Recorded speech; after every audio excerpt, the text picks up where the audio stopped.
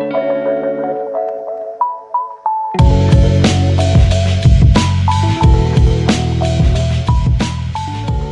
up guys, my name is Westy and I'm here today with my first of many multiplayer breakdown videos for Battlefield 4. I thought I'd split this all up because there's so much to talk about. I think it'd just be easier to digest in small little chunks. So over the next few days I'm going to be releasing a few videos on specific topics and things that I've picked up on in the multiplayer reveal. But today we're literally just going to start off with squads and classes. Now there's been a lot of talk and a lot of rumours about what was going to happen with the class system in Battlefield 4, and I'm glad to say there are a few changes. As soon as this trailer starts, we can pretty much tell that there's been a change. There are now 5 men in a squad instead of 4. This is just an incremental change, as previous Battlefield games have had squads larger than these, but I still think it's a needed addition. If you think in Battlefield 3 the amount of times you haven't been able to spawn on a squad mate, it's just annoying because they're all dead. Now that you've got an extra person in your squad, you should be able to spawn on a spawn member whenever you like.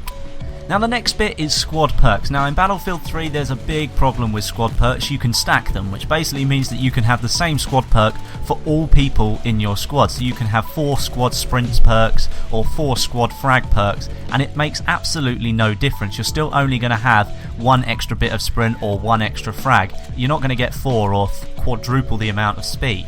So this system is going to sort that out. And what it appears to me is it's kind of a progress system. I guess there are 4 specific perks that you can actually have. So here we've got speed, ammo, grenade, and an unknown 4th one actually. I don't know what that is, but we'll have a look in a second. It's an incremental system where your squad has to perform actions together or apart in order to increase that bar meter to reach the next squad perk. This will really encourage squad play and teamwork, because if you think about it, taking a flag now, as you may have noticed, gets you 200 points for capturing a flag. So 200 points in your squad adds up into that squad perk system, and you will soon be able to unlock the squad sprint and further onto squad ammo, etc. This will perhaps be a dynamic system where your squad mates die, you may end up losing points and so on and so forth. No more has really been confirmed about it. It's all just based on what we've seen on screen and how the bar changes depending on what the squad actually does.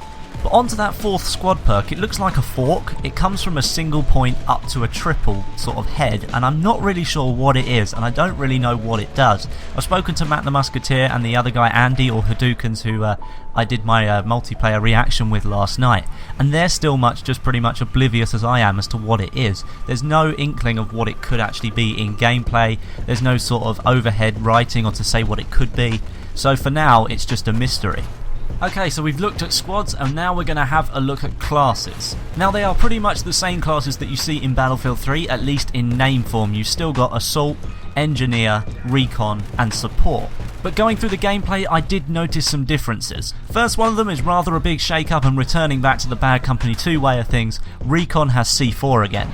If you watch this sequence right here, just after they've blown up the road and the tank falls into the building below, you can see Jinto, who is a Recon by the way. Look down in the left hand corner, you can see his icon is the Recon icon, and he puts C4 on the tank and blows it up. So C4 has been moved back to the Recon class.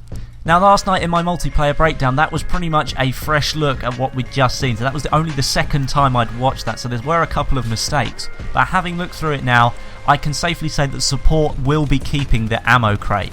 This little sequence here shows it, and you'll actually see that the ammo crate is dropped by a Support player. His name icon matches the one in the bottom left corner, so you can quite clearly see that Support will be keeping the ammo pack.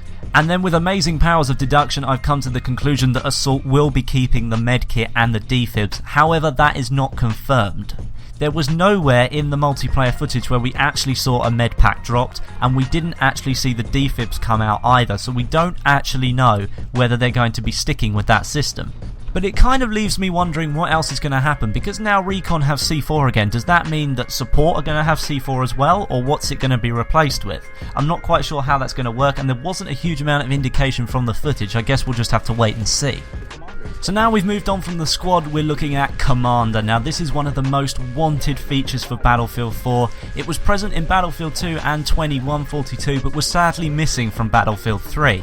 But they've really brought Commander mode back with a bang in Battlefield 4. You're able to control it from the edge of your seat or from your tablet. And by tablet I mean an iPad, not a tablet in the game that your player will bring up, I mean an actual tablet. There's going to be an app available for iPad and Android I believe, where you can control the Commander mode direct from that screen. But anyway, here's some footage of how Commander mode will actually work. Using the new spotting mechanism you can let the Commander know what needs to be done. Just for reference, the new spotting mechanism does actually make you take your hands off your weapon that you're actually holding and push some sort of button in the hands of your player in order to let the Commander know what needs to be done, and also that spots it up for the rest of your squad too. But once you've let the Commander know what needs doing, they have an overview of the map. It's sort of a bird's eye view. And then by clicking on different objectives, they're able to do different things on those objective areas. And it's sort of a battle in its own right. The Commander has to fight the Commander on the opposing team to actually do the things that they want to do on different objectives and different squads around the battlefield before the other Commander can place their move. What you're seeing on the screen right now is of course the tablet version of Commander mode. There is a PC version as well, which is where you just use a mouse instead of your finger to do all of this stuff.